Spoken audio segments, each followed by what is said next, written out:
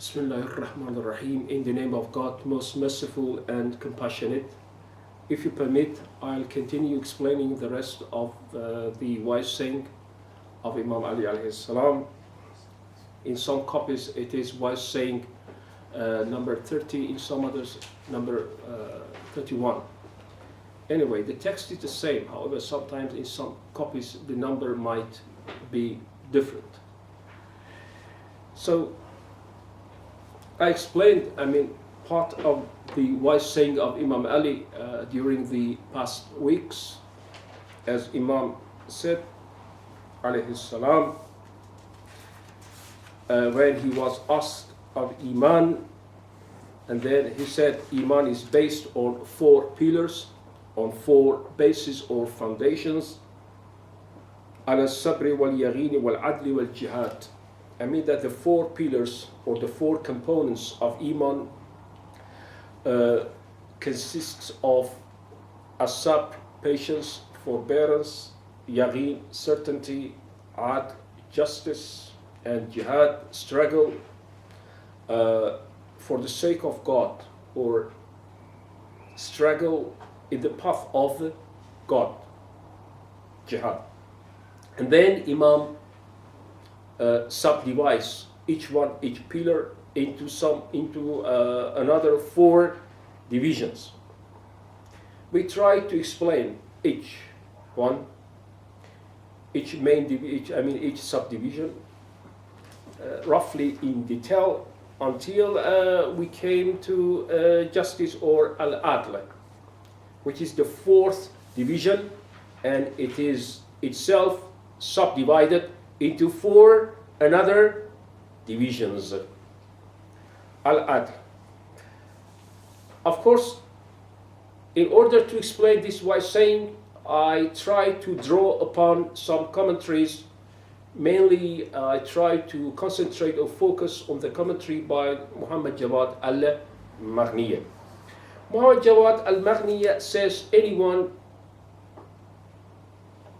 of being qualified, for example, for these characteristics as mentioned by Imam Ali, or anyone, for example, acting upon all what Imam says, it's being next to infallibility or isma. That if anyone acts upon all these, might commit some minor sins, maybe, but he will not commit any major sins, like Salman. Let's take an extreme, apart from the Aimma, the 14 pure infallible ones. Aimma, they are totally infallible in every respect. The Aimma alayhi salam are perfect examples of infallibility. But apart from the prophets and the Aimma, the Imams, that is the 12 Shiite Imams, including Fatima al-Zahra alayhi salam, and apart from the 14 infallible or pure ones, there were and there might be some mu'minun, some believing men or women who do not commit any major sins, even they try not to commit any minor sins. So anyone whose iman, whose faith is based upon as-sabr, wal-yaqeen, wal-adl, wal-jihad, and anyone who acts upon all the details as given by Imam Ali alayhi salam, then that person can be truly called a mu'min or mu'minah. And as Muhammad Jawad al-Maghniya says, such an iman, such a specific iman, such a typical iman, ya'ti ba'd al-isma, we will be endowed with such sublime or high degree of iman when we don't commit any sins. بعد الإسمة. Isma means being free from sins.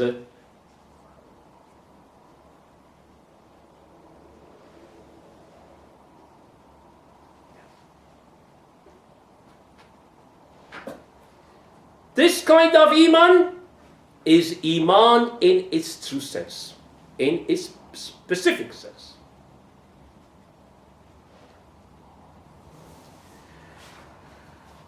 Then Imam alayhi salam says, وَالْعَدْلُ مِنْهَا عَلَى أَرْبَعِ الشُّعَبِ عَلَى غَائِسِ الْفَمِ. Justice itself is based on 4 branches or pillars, as Imam alayhi salam says. غَائِسُ الْفَهْمِ. غَائِسُ الْفَهْمِ, it means that having a deep or profound understanding. Why? Because without having a very profound understanding, one cannot be just. Adl or justice cannot occur or cannot come true or cannot be realized. إذ الفاهم يتمكن من إقامة العدل. When one has a profound understanding of religion and al-ahkam, the religious rulings, then one can be called just or al-adil. For example, a judge. Let's take an example of a judge, right? A judge, a hakam, a ghadi, right? There might be a lot of judges, even in some Muslim countries, who may not make fair and just judgments on certain cases. Can such a judge be called just? No.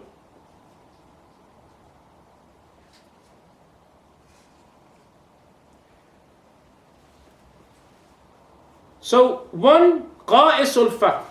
2, وغور العلم, having a profound, being well versed in knowledge. Well versed in knowledge. ورساخة الحلم. ورساخة الحلم, being firm in patience, being firmly patient. فمن فهم علم غور العلم ومن علم غور العلم صدر عن شرائع الحكم. Imam says, not only should we have a profound knowledge or understanding of religion or al-ahkam and so on, we should also dive into the sea of knowledge. It means that we should also have a profound knowledge, and we should also make fair and just judgments. ورساخة العلم. At the same time, we should be patient enough. Then Imam says, فَمَنْ فَهِمَ, one who understands well, one who understands deeply, will have a deep knowledge. As I said, for example, a judge, a scholar, a religious scholar, a mujtahid, who is well versed in fiqh, in religious law, right? Then it means that he has a deep knowledge. And then he can issue proper and correct religious verdicts. ورساخة العلم. At the same time, a scholar, even a Muslim, should be patient enough. We should not lose our balance so easily when being faced with a bad situation.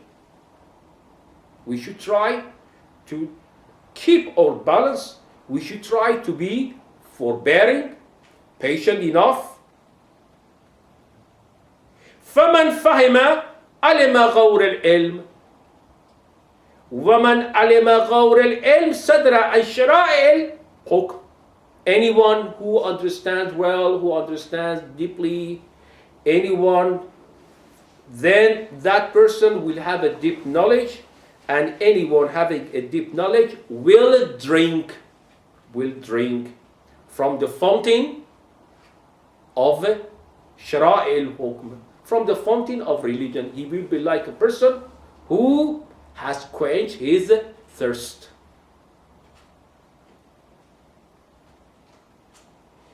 Al-Maghniya says,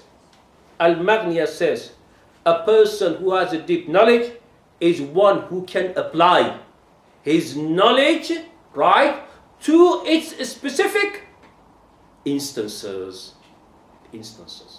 A faqih, a jurist, who is expert in the principles of fiqh or jurisprudence, is one who can apply the general ruling, the general principles of usul al-fiqh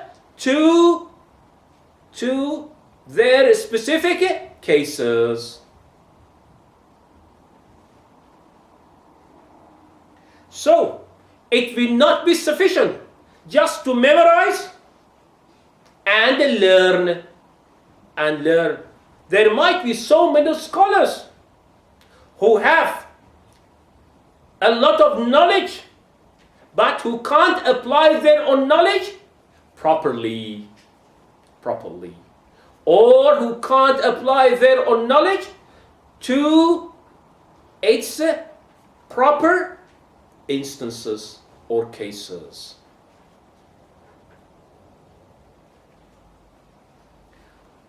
A person who has a deep knowledge truly can dispute, can advance proofs, and so on. Anyway, Imam says that we should try to have a deep knowledge of religion. Especially Imam is addressing the ulama, the scholars. They should try to produce strong and cogent arguments and proofs. And they should try to tell right from wrong. At the same time, they should be patient enough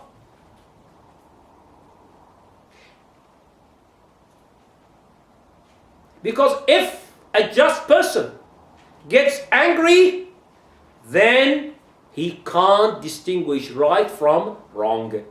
Look at a person who gets irritated. How can an irritated or angry person think quite wisely and properly? It will not be possible. He might do wrong as a result of being or getting angry.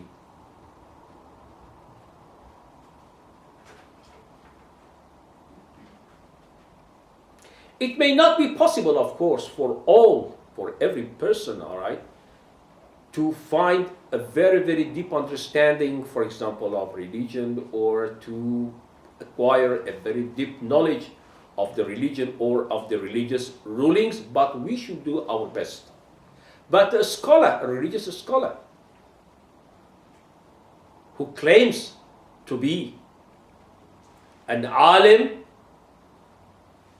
should try to acquire, to find, to get a deep understanding, a deep knowledge, and he should also be quite patient, and so on.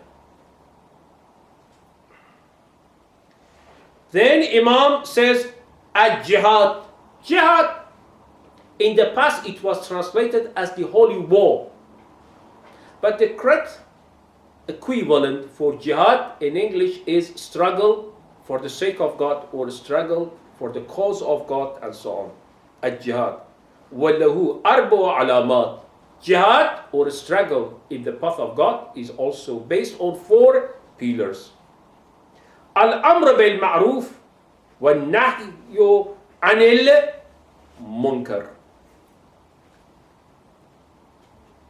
Struggling in the path of God, first of all, should be based on commanding that which is good. We should always try to command or exhort that which is good. That which is good. Even in my own family, if I see my daughter or my son watching something which is detestable, I should try to prevent him or her from watching such and such a program. Better, a TV program. This is what we should do. We should not keep quiet. At the same time, we should try to set good examples, perfect examples, for the members of our own families. Al-amr bil-ma'ruf. Al-amr bil-ma'ruf. There are so many and so many programs, right, which might be watched by some girls or boys. And such programs will have serious and fatal consequences on their own minds. A mind is not a bin. A mind is not a bin.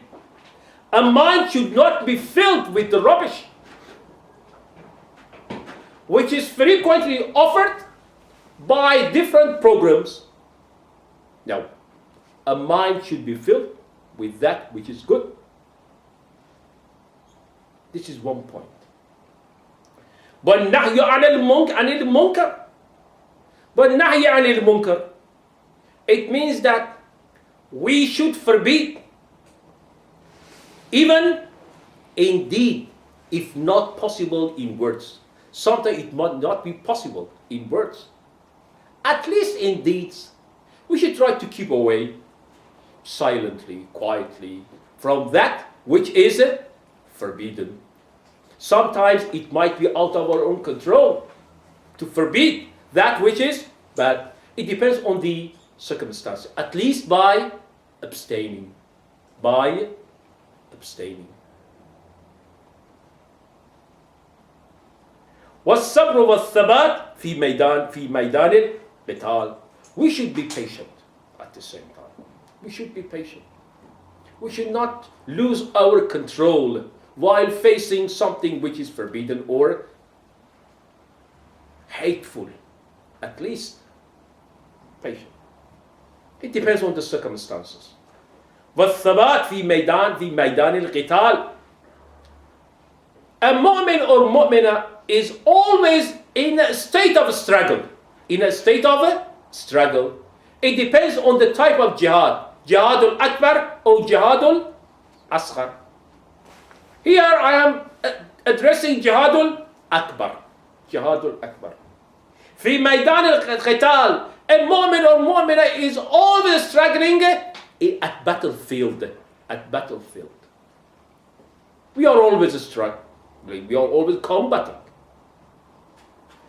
By being patient and by being firm in our own decisions. Firmness, stability is required. وَكَرَاهِيَّةِ الظُّلْمِ وَالْفَسَادِ. We should detest, we should hate الظلم, wrong, sin and corruption at all. A Muslim families, the environment of a Muslim family should be purified, should be free of any type of fasad or dhulm. We should, by commanding that which is good and by forbidding that which is evil, in a proper manner, in a proper manner, in a proper manner.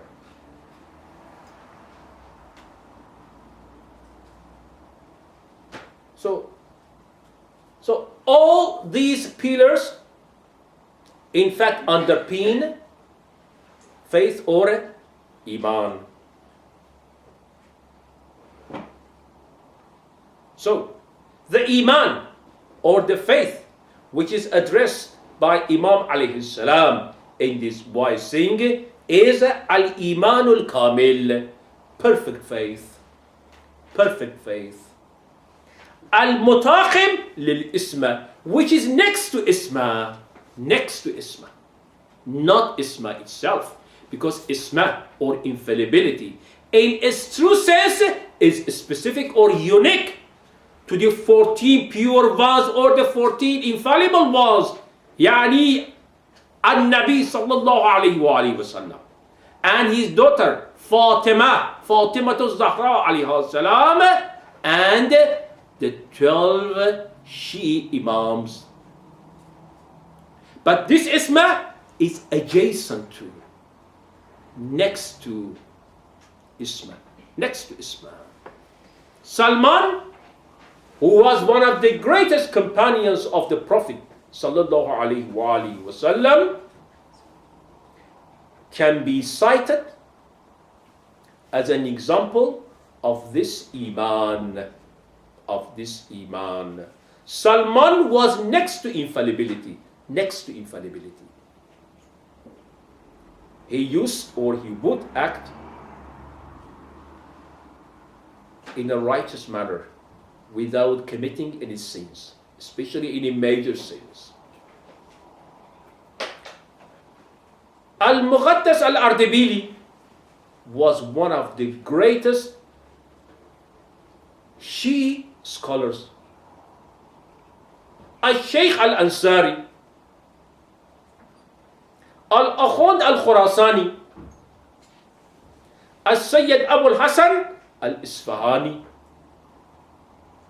and the contemporary marja, Al-Sayyid Mar'ashi al-Najafi, who died a few years ago. Mar'ashi, Najafi. These are some examples of al-Iman al-Kamil, based on as-Sabr,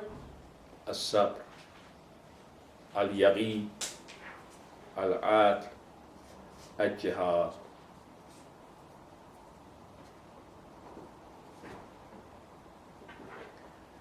What percentage of the Muslims try to perfect their faith?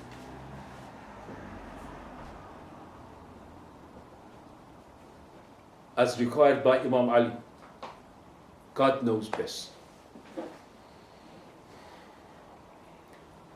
How much do we spend our time and so on achieving roughly such a degree of al-Iman?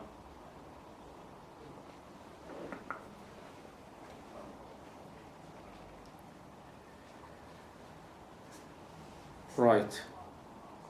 Let me explain al-Jihad much more. So, I would like to focus on al-Jihad. We should all struggle in our life. Life is a struggle, not just a struggle for survival. Some people say life, that is, means struggling for survival, struggling for power, struggling for money. I don't deny that we should struggle for survival. Yes, we need to eat in order to survive, definitely. We should fulfill our needs. Even fulfilling our needs should be done in a permissible manner, not in a forbidden manner. Al-halal wal-haram should be taken into close consideration under all circumstances.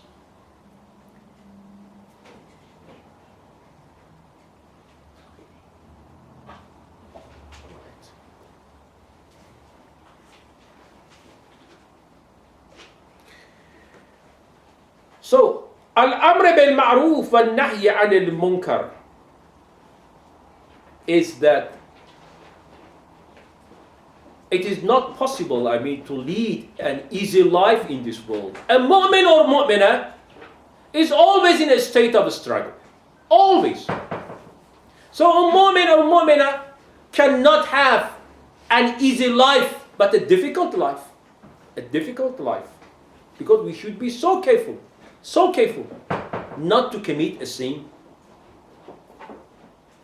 We should always try to guard ourselves against any vice and so on. Imam says, وَالصِّدْقِ فِي الْمَوَاطِنِ. We should be true to our God on all occasions. On all occasions. We should guard ourselves against all vices on all occasions. وَالشَّنْعَانِ الْفَاسِقِينَ. We should hate the vicious. We should hate the vicious. We should not love the corrupt. We should not love the vicious. When somebody asks, who are your favorites? Who are your favorites? Based on this standard, as mentioned by Imam وَالشَّنْعَانِ الْفَاسِقِينَ, we should not entertain the love of the fasiqeen in our hearts. وَالشَّنْعَانِ الْفَاسِقِينَ. فَمَنْ أَمَرَ بِالْمَعْرُوفِ شَدَّ الظُّهُورَ الْمُؤْمِنِينَ. If we command that which is good and forbid that which is bad, this is a way or a means of supporting the mu'mineen. The mu'mineen. Zuhur is the plural of that in the back. In this way, we will support the mu'mineen. A mu'min or mu'mina likes to be supported by some other mu'min and mu'minat. A mu'min or mu'mina might feel sad when he or she finds himself or herself unaided.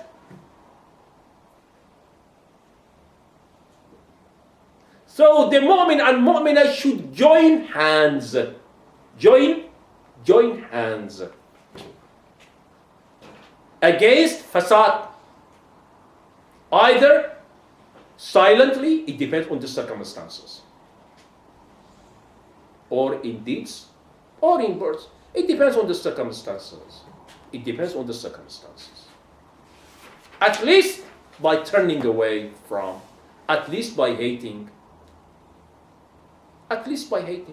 even in silence. At least by hating. It depends on the circumstances. It depends. وَمَنْ نَهَى عَنَ الْمُنْكَرِ أَرْغَمَ أُنُوفَ الْكَافِرِينَ. One who forbids that which is munkar, detestable, undesirable. Argama unufal kafirin. Argama unufal will degrade, will debase al kafirin, the unbelievers.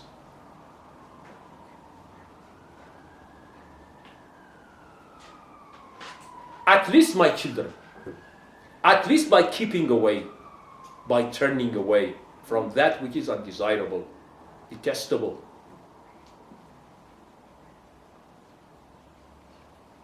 وَمَنْ صَدَقَ فِي الْمَوَاطِنِ غَزَى مَا عَلَيْهِ. If I be true to my religion in words and deeds, or at least in deeds, I always try to emphasize the circumstances. It depends on the circumstances. It depends on the circumstances. It depends.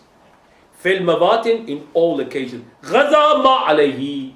He or she will have done or will have discharged his or her obligations. At least in my house. At least in my house. At least with regard to my family, to my children. At least on a small scale. وَمَنْ شَنِعَ الْفَاسِقِينَ وَغَضِبَ لِلَّهِ غَضِبَ اللَّهُ لَهُ. Anyone who hates or detests the vicious, وَغَضَبَ لِلَّهِ, and gets angry just for the sake of Allah subhanahu wa ta'ala. غَضَبَ اللَّهُ لَهُ, God will get angry for his or her own sake. وَأَرْضَاهُ يَوْمَ الْقِيَامَةِ, Allah subhanahu wa ta'ala will please him or her, will be satisfied with him or her يَوْمَ الْقِيَامَةِ, on the day of resurrection.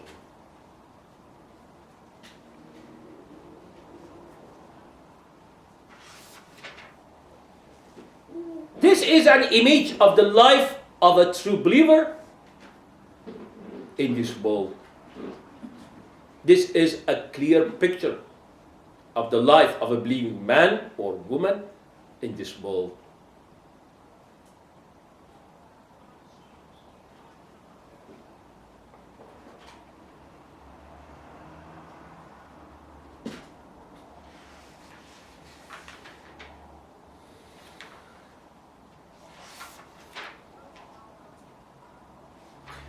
When we read the life accounts of some of the ulama in the past, we will see that they always tried to follow in the footsteps of the Aimma alayhim salam as much as they could. As much as they could. As I had mentioned before, for example, Al-Akhwand al-Khurasani was a typical example.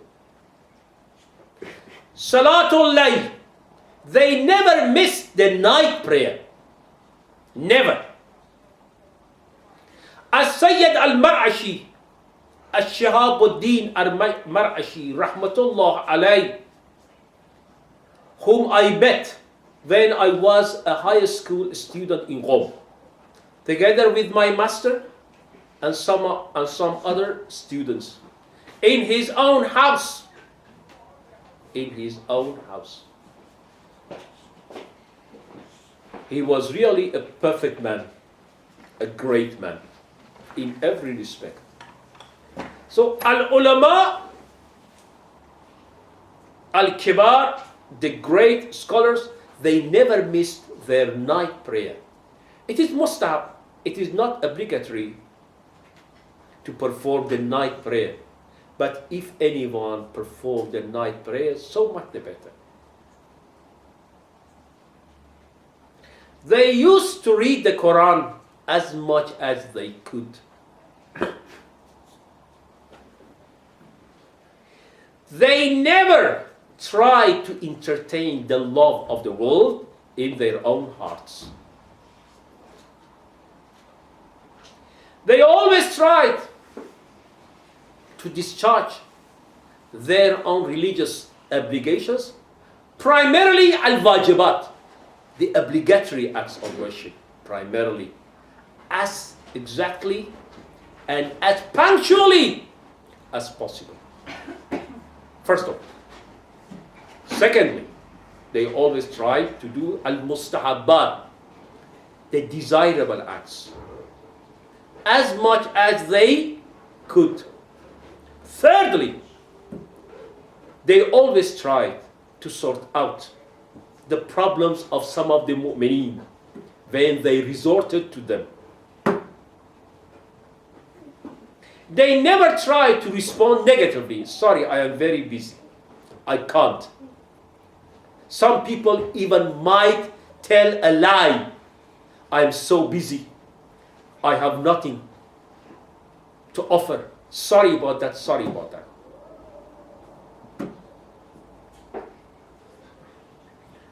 They always try to be humble.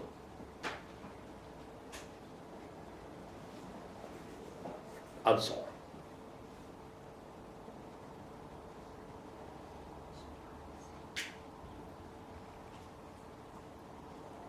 Will we be called to account on Barzakh and on Yawm al-Qiyamah?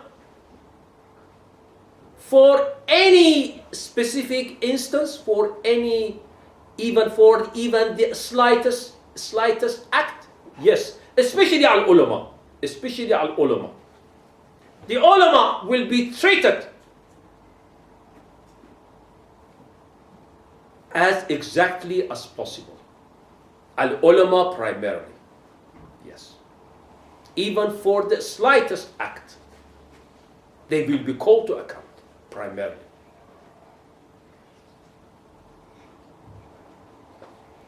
And then the common people, primarily al-ulama.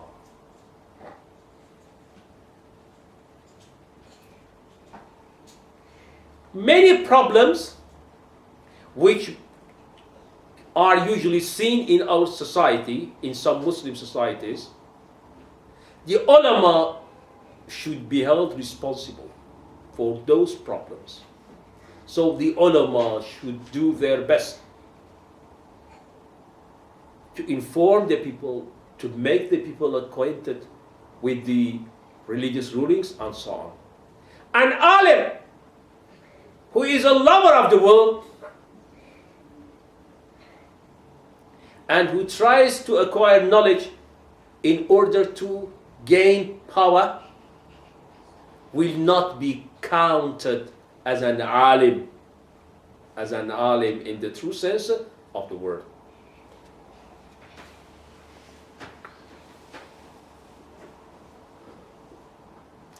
Hopefully, inshallah, in the future, I will tell you, I will read some life accounts of some great ulama in order to give some examples how the great ulama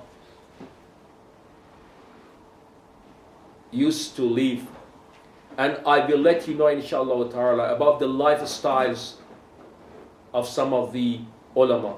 Their lifestyles were exactly those as required or as prescribed by the A'immah alayhum as-salam.